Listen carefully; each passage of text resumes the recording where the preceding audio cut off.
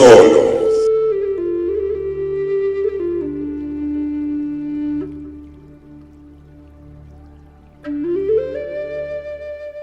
Yo, salut à tous et bienvenue dans cette petite vidéo qui va être ce soir consacrée à Prey, le 5e opus de la saga Predator, qui est réalisé par Dan Trachtenberg, si je me souviens bien. Dan Trachtenberg qui est un illustre réalisateur vu qu'il a fait... Je sais pas... 10 Cloverfield Lane, ouais, il a réalisé ça et d'autres trucs que je n'ai jamais vu. Alors, vous me connaissez, on va faire un petit retour sur Predator vite fait, promis, rapide. Le Predator, sorti en 87 avec Schwarzenegger, Carl Weathers, Shane Black et Tutti Quanti, réalisé par John McTiernan, évidemment. Un grand monument de la SF à son époque. Premier film où je vois Schwarzy en difficulté, voire qui prend cher. C'était quand même un pari risqué pour l'acteur de se montrer vraiment en difficulté dans un film, parce que jusque-là c'était une armoire à glace qui roulait sur tous les films. Et là on avait ce côté un peu... il y avait une vraie menace, surtout que pendant la première demi-heure on le montre avec son armée de potes qui sont inarrêtables.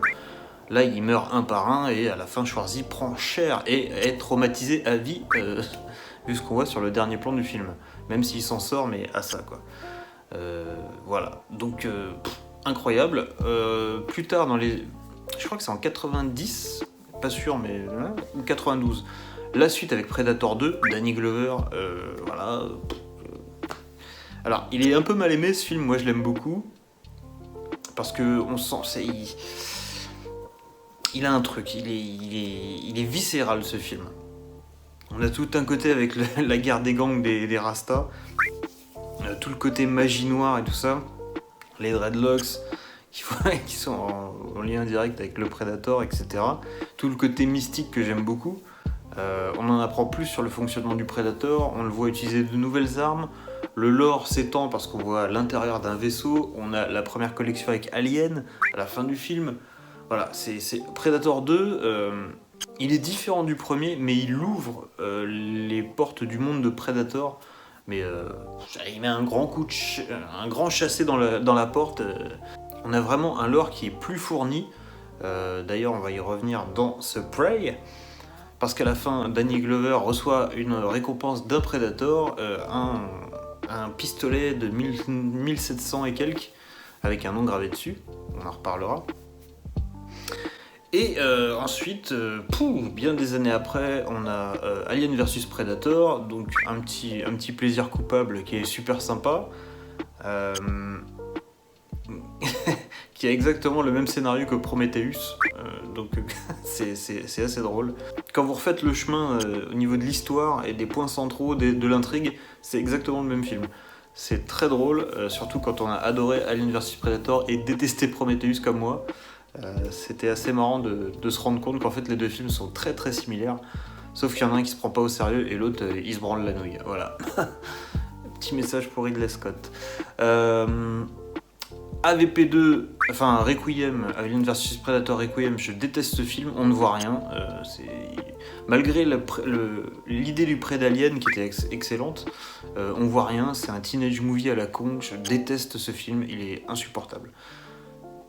En 2010, on a eu Predators, qui fait écho à Aliens. Tentative de moderniser le Predator, ratée, parce que c'est Predator 1 remake, HD. Donc vous savez ce que je pense des remakes HD. Le pari de prendre Adrien Brody comme ersatz de Schwarzy, c'était pas forcément évident. Moi je trouve que ça marche plutôt bien. Adrien Brody c'est un bon acteur, donc... moi je trouve qu'il fait le café en badass avec sa voix comme ça. Et les nouveaux Predators, bon alors le Falcon et l'autre, le maître chien bof. Le Berserker, il a une gueule sympa. Il y a un petit affrontement avec le Predator classique à la fin, qui était plutôt sympatoche. Et même si la bande-annonce était ultra mensongère, parce qu'on voyait Adrien Brody se faire sniper par des millions de Predators, et en fait non, ça n'arrive pas dans le film. Voilà. Et le Carnage en 2018, The Predator, de Shane Black. c'était insupportable, c'était dégueulasse. L'histoire n'avait aucun sens, les Uber Predators qui veulent l'ADN humain Asperger pour s'améliorer, poursuivis par une bande de tarés qui sortent de l'asile psychiatrique, et pourchassés par un médecin en talons aiguilles qui n'a jamais utilisé d'armes de sa vie et en 30 secondes c'est Rambo. La meuf se téléporte, elle est au bord d'un vaisseau Predator, le vaisseau vole pendant 10 minutes, se pose et le médecin elle arrive en courant. Juste quand le vaisseau il se pose, c'est magnifique. Bref, ce film est à chier, nul à chier. Le seul plan qui est intéressant, et on va en reparler, c'est qu'on découvre le Predator quand il plante un mec au-dessus de lui, parce qu'il est en camouflage optique, et en fait le sang de sa victime coule sur lui, c'est comme ça qu'on découvre la forme du Predator. J'en parle pas pour rien, voilà. Donc une fois qu'on est à jour, la saga Predator c'était compliqué du coup maintenant, parce qu'à part les deux premiers, et Alien vs Predator en petit plaisir coupable, c'est compliqué. Et d'un coup, alors pour moi, parce que apparemment tout le monde est au courant, sorti de nulle part, Prey, qui débarque. Alors, moi j'étais pas du tout au courant que ça existait ce truc là. Apparemment c'était en projet depuis The Predator. Je n'avais aucune idée de ce truc là, je savais pas que ça existait. Moi je vois une image d'une jeune indienne, machin, qui dans la forêt, qui traque, machin, et d'un coup je vois un camouflage optique. What? Et j'entends le... Et j'ai coupé la bande-annonce, j'ai fait ok, c'est en lien avec Predator, je ne veux plus rien savoir de ce film là. Jusqu'à aujourd'hui que j'ai vu Prey évidemment, sinon ça ne sert à rien de faire cette vidéo. Voilà. Alors Prey, c'est l'histoire de Noora, je crois, une jeune indienne qui va passer sa quinceañera, plus ou moins, je sais plus le terme exact, mais en gros elle doit passer un rite pour devenir adulte, une chasseuse, voilà, comme son grand frère, comme tous les hommes de la tribu en gros. Et en fait, elle doit choisir une cible qu'elle va chasser et dont elle va rapporter le cadavre en trophée. Et c'est comme ça qu'on lui dit « Ok, maintenant t'es une chasseuse ». Sauf que pendant sa quête, elle va se frotter un Predator. Et ça part en cacahuète, j'ai envie de dire. Alors, qu'est-ce que ça donne ce Prey ?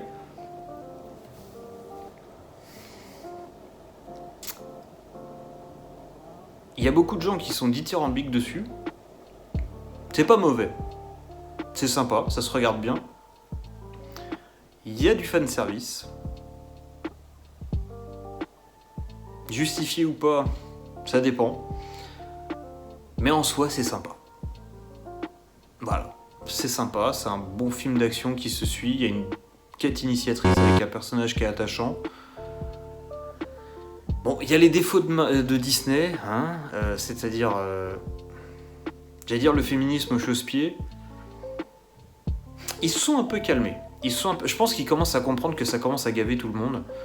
Et il y en a, mais je pense, au début je me suis dit, oh là là, ça va être insupportable. Et au final, ils te posent le truc et après, ça va. Ça va.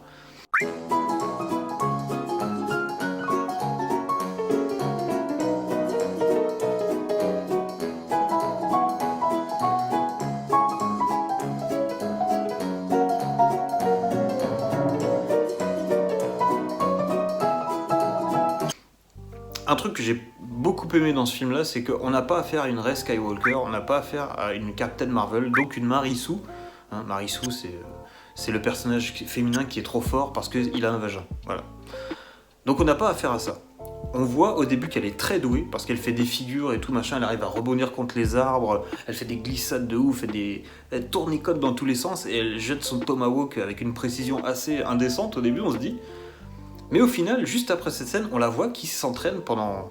Bon, ça cut énormément, donc on voit qu'il y a une ellipse temporelle, évidemment, mais on voit qu'elle passe du temps à lancer son tomahawk contre les arbres, à le lancer dans différentes directions, à mettre au point un stratagème de cordage pour pouvoir le lancer et le récupérer ensuite. Donc, en quelques plans, on comprend pourquoi le personnage est doué, parce qu'il s'est entraîné. C'est pas inné, ça sort pas de son vagin, elle s'est entraînée. elle s'est entraînée à pister, elle s'est entraînée à combattre, elle s'est entraînée à faire du parcours, on va dire. Et en plus, elle est ingénieuse, parce qu'une fois qu'elle a lancé son tomahawk, elle est désarmée. Et donc du coup, elle met au point le système de cordage pour récupérer son arme et pouvoir contre-attaquer en cas de besoin. Donc voilà, en quelques plans, on situe le personnage, c'est une femme combattante, c'est une femme intelligente, c'est une femme qui a de la ressource. Et ça me plaît. Ça me plaît. Voilà, on me propose, on me propose une héroïne qui se sert de sa tête, qui, machin, elle n'est pas douée en tout, mais avec son intelligence, et elle sait pallier à des problèmes qu'elle peut rencontrer éventuellement. Elle se prépare en fait, voilà, c'est ça qui est intéressant, c'est que le personnage s'entraîne et se prépare éventuellement à rencontrer des obstacles. Et ce qui va expliquer pourquoi elle va s'en sortir après, parce que la meuf, elle a prévu les choses. Voilà, elle ne prépare rien, elle se retrouve en face d'un danger et elle a un vagin, c'est réglé. Non, voilà. Donc là-dessus, je suis ok. Là-dessus, j'aime beaucoup. Parce que déjà, on a une empathie pour le personnage. Parce qu'on dit, ouais, en fait, elle est maligne. Elle est maligne, elle est courageuse. Et elle sait se démerder. Elle se laisse pas envahir par la peur. Même si au début, si. Parce que, évidemment, ça va être le parcours du personnage du film. Mais, malgré sa peur, elle va réussir à l'adopter. Et justement, à trouver des ressources en elle. Donc ça, c'est intéressant. Comme parcours de personnage, c'est plus intéressant qu'une nana qui est overpétée depuis le début jusqu'à la fin. Et en fait, t'as aucune surprise. Parce que ça reste un film américain, on sait que le gentil va gagner. Alors si en plus, on sait dès le départ qu'il est pété de base, il n'y a même plus un minimum de tension. On va rester sur le féminisme, on va avoir quelques plans au début qui montrent que sa mère va lui dire « Mais pourquoi tu veux devenir chasseuse et tout, machin Why do you want to hunt? Because you all think that I can't. En gros, la place de la femme, c'est à la cuisine. La place de la femme, c'est à la cuisine. Mais dit avec l'accent indien, comanche. Détail intéressant, le film devait être entièrement doublé en comanche, chose que j'aurais adoré, mais parce que il faut vendre le film aux États-Unis et que déjà si on peut minimiser les sous-titres dans les films américains, ils aiment bien.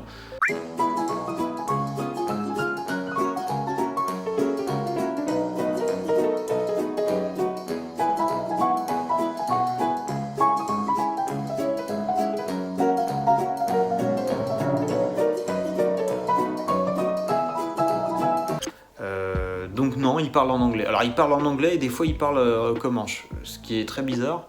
Surtout qu'à un moment on a des Français qui leur parlent et du coup, les gars, aux États-Unis, quand vous prenez des Français, quand vous avez des Français dans votre film qui parlent français, prenez des Français.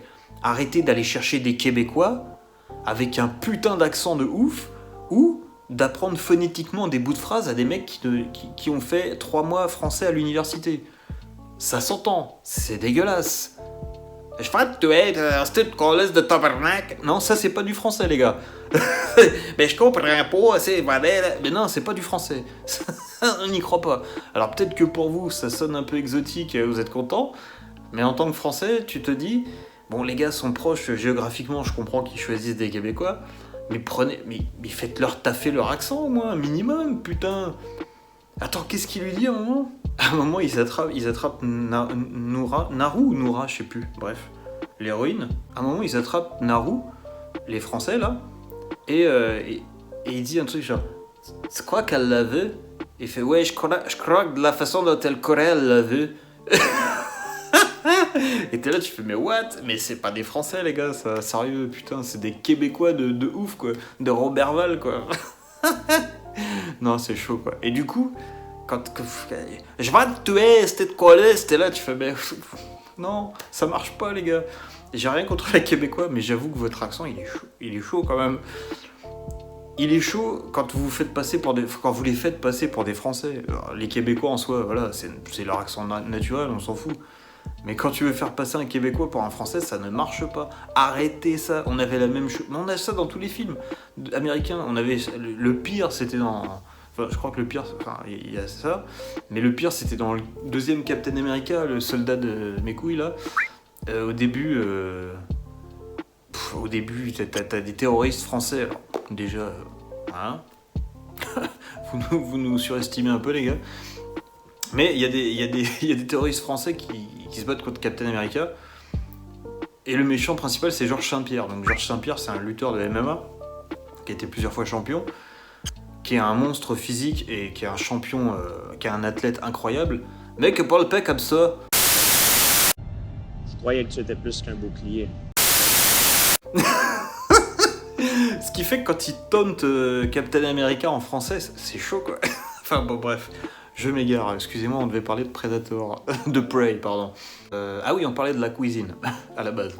Et donc oui voilà, y a sa mère qui lui dit mais pourquoi tu veux faire de la chasse, nanana.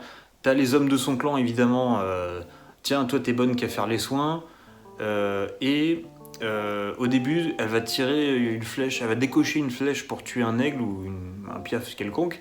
Et son frère lui chope sa proie en lui disant en gros ouais non mais c'est moi qui gère quoi. Et quand elle lui explique, elle lui donne des stratégies pour choper un puma au début, il écoute pas. You can't.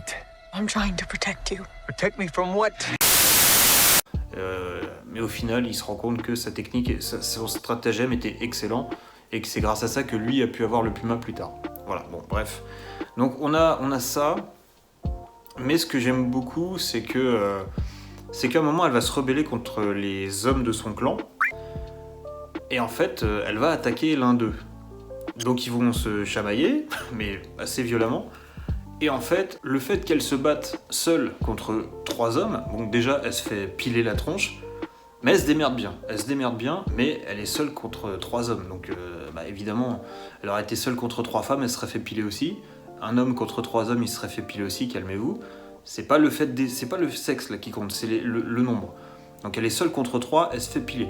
Mais ce qui est intéressant, c'est que le Predator la surveille à ce moment-là. Et qu'en fait, cette démonstration de courage et de hargne va faire que lui va s'intéresser à elle. Il va se dire, putain, elle en fait, elle s'est fait surprendre par le nombre, elle s'est fait maîtriser parce qu'ils sont 3, mais elle a quelque chose. Elle a un côté animal, elle a un côté... peut-être que c'est une proie d'intérêt en fait. Donc voilà. Voilà. Donc pour le féminisme, on a également le fait que... Alors je sais pas comment trop l'appréhender ça, parce qu'à un moment, elle est blessée, elle se prend les pieds dans un piège à loup, en gros, et on voit le Predator qui arrive vers elle. Et en fait, il la regarde, il tire la chaîne, il regarde le piège et il la laisse tranquille. Il lui arrive autre chose après, bref. Et plus tard, elle va dire à son frère, ouais en fait, il me prenait pas pour une menace. Donc, est-ce que réellement il la prenait pas pour une menace, ou est-ce que on sait que dans le lore de Predator, une proie blessée ne l'intéresse pas. Il ne veut s'attaquer qu'à des proies qui sont en pleine possession de leurs moyens et qui représentent un challenge. Donc là, le fait qu'elle ait pas le pied brisé, mais qu'elle ait les pieds handicapés et qu'elle soit bloquée sur place, je pense que c'est plus ça plutôt que ce qu'elle dit après, genre ouais, je représentais pas une vraie menace pour lui parce que je suis une femme en gros quoi. Donc voilà, parce qu'il s'attaque aux hommes de la tribu, évidemment, parce que c'est les guerriers qui hurlent, qui attaquent direct. Tu vois. Donc voilà, je trouve que ça c'était un petit peu maladroit, par rapport à tout ce qui a été fait déjà avant dans le film, je trouve que ça c'était un petit peu maladroit parce que les gens qui analysent pas forcément ces situations au début et les dialogues peuvent se dire ah ouais, c'est parce qu'elle est une femme, voilà, alors donc il la calcule même pas quoi. Et il y en a plein qui regardent des films sans réfléchir, donc donc voilà, je trouve que c'était un peu c'était pas... Je peux comprendre que le personnage se dise ça, mais justement, quand tu fais un film où tu instaures un personnage qui est évidemment féministe, je trouve que c'est un peu la laisser se résigner et se dire « Ah ouais, bon, encore et tout ». Non, mais c'est une battante en fait, donc elle devrait pas se résoudre à ça. Enfin bon, bref. On va parler un peu de technique, parce que le film est extrêmement beau. Ça a été une grosse surprise parce que j'avais un peu d'a priori, je me suis dit c'est un film qui sort direct sur Disney+, j'ai peut-être un peu comparé hâtivement aux productions Netflix qui sont en général pas très bonnes. Tout ce qui sort direct en VOD en général c'est pas ouf en termes de finition, en termes d'effets spéciaux, tout ça. Là, déjà on a beaucoup de plans sauvage, c'est-à-dire qu'on a beaucoup de paysages, on est beaucoup dans la forêt, sur des grandes plaines. Le cadre est vraiment très très large, ça donne un sentiment vraiment épique aux journées. À l'aventure de l'héroïne. On sent qu'elle parcourt des grandes distances et tout ça. Et vraiment, ça rend les paysages impressionnants. C'est beau visuellement, on a des plans magnifiques sur le ciel et tout ça, machin, sur les arbres, sur la cime des arbres.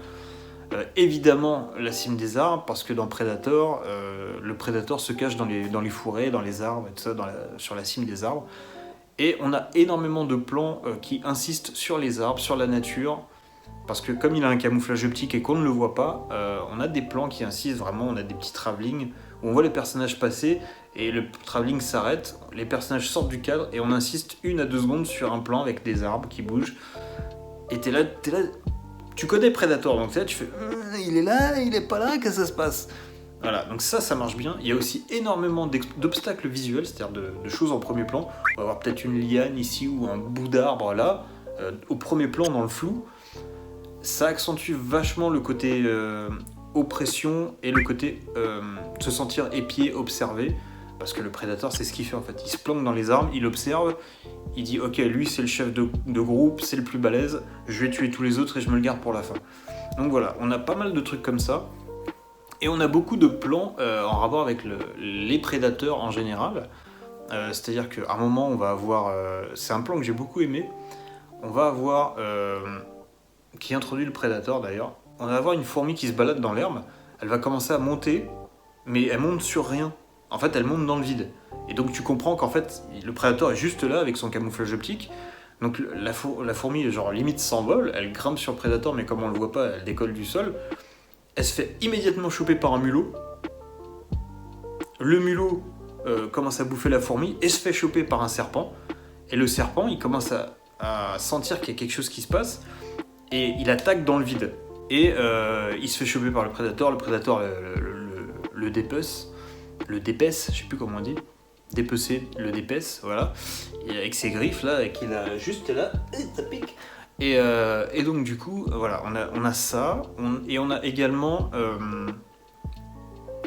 comment dire, pour te montrer à quel point le Predator est supérieur à Naru, en termes de menace, de danger, on va avoir les deux personnages qui sont opposés à la même menace. On va avoir donc au début Naru qui est opposé à un puma. Elle va galérer pour l'avoir, elle va tomber de l'arbre même en lui donnant le coup de grâce, mais elle va tomber tomber sur un caillou, s'évanouir et se réveiller plusieurs jours plus tard alors qu'on l'a portée pour la ramener dans son camp. Le prédateur, lui, on le voit se battre avec un loup, il le défonce en 30 secondes. Puis plus tard, elle va pister un ours, l'ours va l'attaquer, machin, elle va devoir user d'un stratagème pour le choper, pour lui échapper plus ou moins. Et d'un coup, le prédateur se pointe, et pareil, en quelques secondes, c'est terminé, quoi. Donc en fait, du coup, là, on se rend compte à quel point le prédateur est supérieur à un humain, et à quel point Naru va galérer face à cet adversaire qui a défait les mêmes ennemis qu'elle en l'espace de quelques secondes, alors qu'elle elle a fini par terre, blessée, et qu'elle a dû utiliser des stratagèmes de fou. Et ce que j'aime beaucoup, c'est que comme le but de Naru est de devenir une chasseuse, une prédatrice, on va avoir pas mal de similitudes, du coup, ces scènes-là avec le prédateur. Dont une scène où en fait on va la voir se soigner, juste après le coup du piège à loup, d'ailleurs, quand elle s'enfuit du camp, on va la voir se soigner, s'appliquer des plantes sur ses plaies et tout, et en opposition au prédateur qui lui se cautérise ses plaies avec ces espèces d'instruments futuristes et extraterrestres. Et donc du coup, on a constamment ce petit parallèle entre Naru et le Predator. Naru passe son temps à se cacher dans les herbes, dans les hautes herbes, derrière les troncs. Le Predator passe son temps à être en camouflage optique et à observer lui aussi. Il y a vraiment un parallèle constant dans le film, entre les deux personnages. Et ça, je trouvais ça intéressant. On va avoir également des plans séquences dans le film. On en a un où on voit Naru qui arrive dans son village, qui fait tout le tour du village, qui va déposer un truc, je sais plus, dans un tipi ou un truc comme ça, qui revient, qui repart, qui recroise des gens, machin, elle récupère son arc et tout, machin, et ensuite elle repart à la chasse, je crois. Et il y en a bien pour 1 minute 30, machin, donc Déjà, ça nous permet de nous familiariser avec les lieux et en plus de s'identifier au personnage, de la trouver un peu attachante parce qu'elle a des petites interactions de regard avec les gens qu'elle croise. Elle est toujours super gentille, évidemment, et de suivre un peu son quotidien, quoi. Et l'un des autres plans séquences que j'ai remarqué, c'est une scène de baston où elle est dans le camp des Français, des maudits Français là, et en fait elle va défoncer 4 ou 5 ennemis à la suite, et tout est fait en plan séquence. Alors il doit y avoir une coupure à un moment, parce que je pense que c'est la cascadeuse. Hein. La cascadeuse elle fait des trucs de ouf. Il y a un plan où je sais plus, il y a un truc qui passe vite fait devant l'écran, et après on retrouve l'actrice qui fait Naru, qui est vraiment de face et qui termine le gars. Je pense qu'il y a une coupure camouflée à un moment parce que, sans vouloir dénigrer le travail de l'actrice, je ne sais plus son nom, il va être là. Tu sens que quand elle jette son tomahawk, elle a pas beaucoup de force physique, même quand elle court. Il y a certains plans où on la voit vraiment de profil avec les arbres qui passent, et du coup tu as un effet de vitesse pas simulé mais qui triche un peu, et quand tu les vois dans les plans un peu plus larges où elle court, tu sens que c'est pas Usain Bolt, tu vois. C'est pas grave, mais là à ce moment-là tu sens l'actrice plus que le personnage.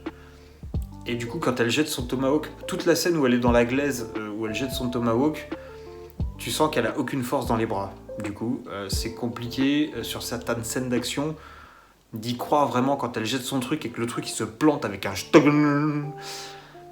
bon, bref, là tu vois l'artifice de cinéma. Et en parlant de cette scène où elle est dans la glaise, là où elle s'enfonce petit à petit, elle va devoir lancer son tomahawk pour s'en sortir avec sa corde, là, où elle plante son tomahawk, et avec sa corde elle va pouvoir se sortir de la glaise, là, où elle va piéger le prédateur plus tard. Évidemment, elle est recouverte de boue, et elle va s'allonger, elle va se poser contre une souche d'arbre. Et alors, évidemment, c'est un clin d'œil, mais gros comme ça. À Schwarzenegger qui saute dans la cascade dans le premier, qui rentre dans la boue et qui va se coller contre les souches d'arbres. Et c'est là qu'on comprend que le prédateur ne peut pas le voir parce qu'il a plein de boue sur lui et que ça cache sa chaleur corporelle. Voilà, donc il y a ça, il y a beaucoup de clins d'œil dans le film. Il y a ce passage-là, il y a un « If it bleeds, we can kill it ». If it bleeds, we can kill it. If it bleeds, we can kill it. Qui est normalement dit par notre pote Arnie, If it bleeds, we can kill it, avec son magnifique accent autrichien de l'époque. On a ça. On a évidemment Naru qui à un moment va dire au prédateur Come on, do it. Voilà, pour l'attirer dans la boue, avec évidemment le clin d'œil à Schwarzy quand il a mis tous ses pièges et qu'il veut que le prédateur rentre dedans, il fait Come on, do it now, come on. Voilà. Come on. Do it. Do it. Come on. Do it now. Meilleure imitation de Schwarzy que vous avez jamais vue dans votre vie. On a quelques beaux plans, enfin on a beaucoup de beaux plans, donc on a beaucoup de beaux plans paysages, j'en avais déjà parlé, mais on en a un qui m'a marqué particulièrement. On va vraiment être dans un tipi, et au milieu de l'écran, il y a vraiment l'ouverture du tipi, et de chaque côté, il y a deux personnages qui vont vaquer à leurs occupations, et avec l'éclairage de l'intérieur du tipi, plus la nuit derrière en fond, la nuit étoilée, je trouvais que c'était un plan qui était vachement beau, et il y avait une super composition, c'était vraiment intéressant. Là-dessus, chapeau, parce que c'est vraiment une belle image. On a aussi Naru qui est sur... Enfin, on a un plan sur un arbre au milieu, plus là. Un arbre au milieu avec des branches de chaque côté, des grosses branches. On a Naru qui est là et le puma qui va l'attaquer sur la branche. Pareil avec fond étoilé. Vraiment très très beau. Et on va aussi avoir quelques plans. Bon, j'en parlais vite fait tout à l'heure avec les travelling qui se focalisaient sur la forêt. Mais on a aussi des plans fixes où on voit un personnage avec la forêt dans le fond. Et d'un coup, le point va se faire sur la forêt. Et met le personnage principal, le personnage à l'écran, dans le flou, pour te faire dire, attention, peut-être qu'il y a quelque chose derrière. Et t'es là, t'es un peu en pression, en fait. Putain, mais il va y avoir un truc, en fait. Et des fois non, des fois peut-être.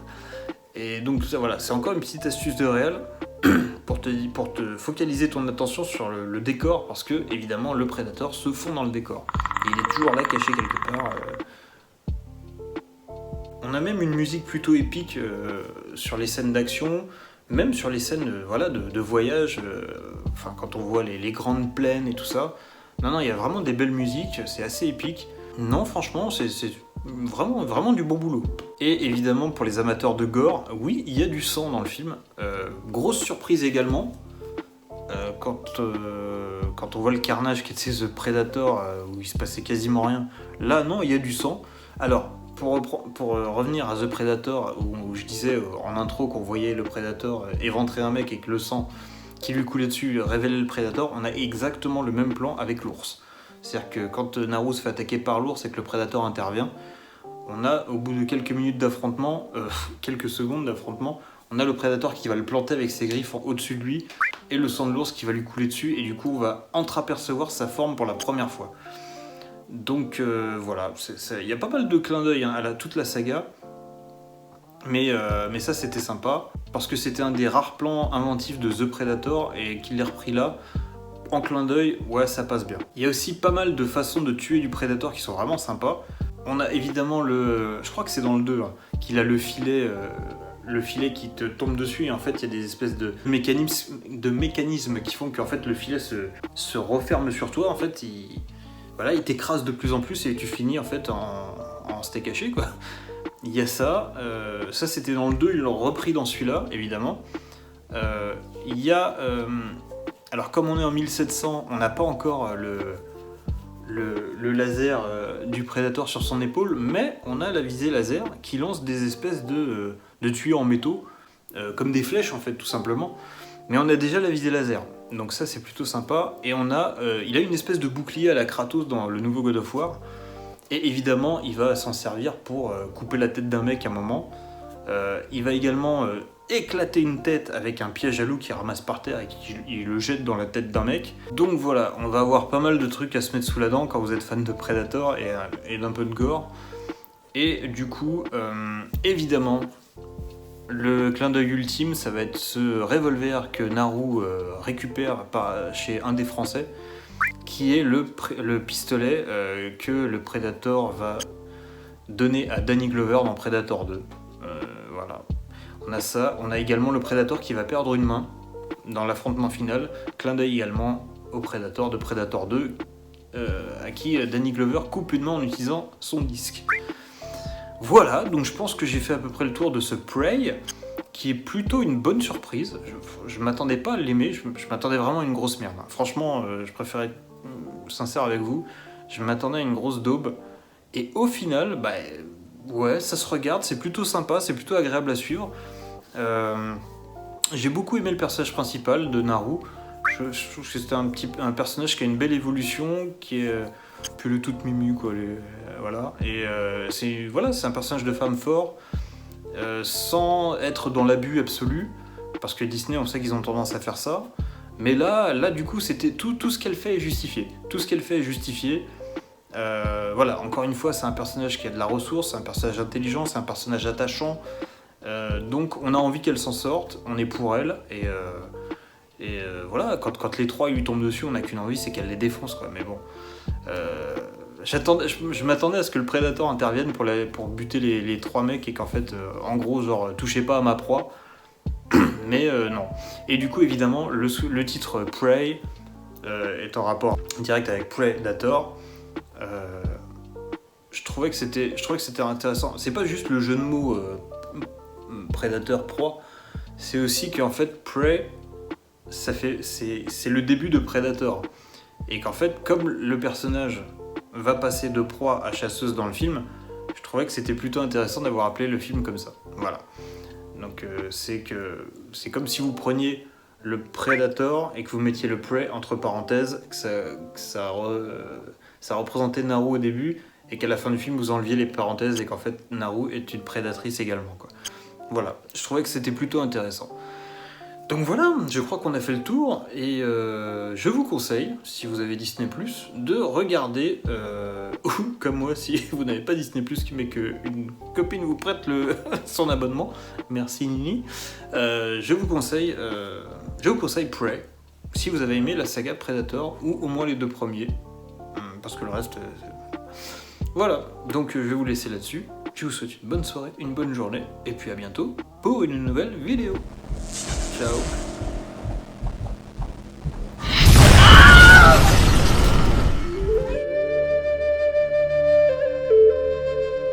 Solo.